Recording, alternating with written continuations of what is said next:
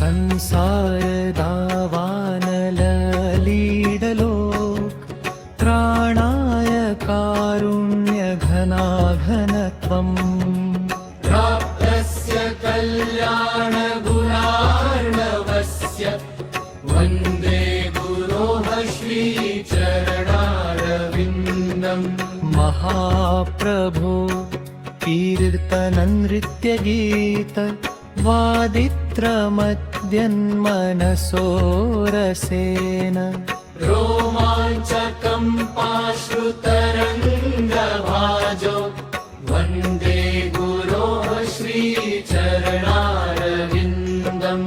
श्रीविग्रहाराधननित्यनाना शृङ्गारतन्मन्दिरमार्जनादौ युक्तस्य भक्तांशनियुञ्जतोऽपि वन्दे गुरोः श्रीचरणारविन्दम्।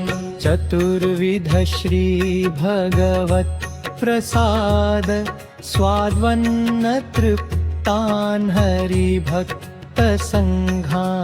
तृप्त्वैव तृप्तिं भजत सदैव वन्दे गुरोः श्रीचरणारविन्दम्।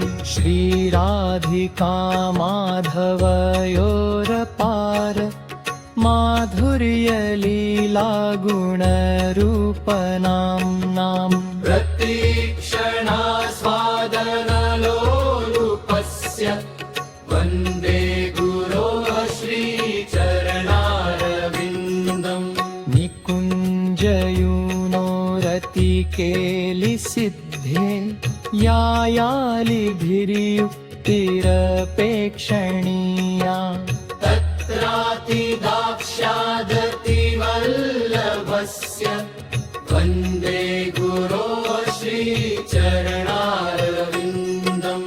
साक्षाद्धरित्वेन समस्तशास्त्रैः उक्तस्तथा भव्यत एव सद्भिः किन्तो प्रभो यः प्रियेव तस्य वन्दे गुरोः श्रीचरणारविन्दम्।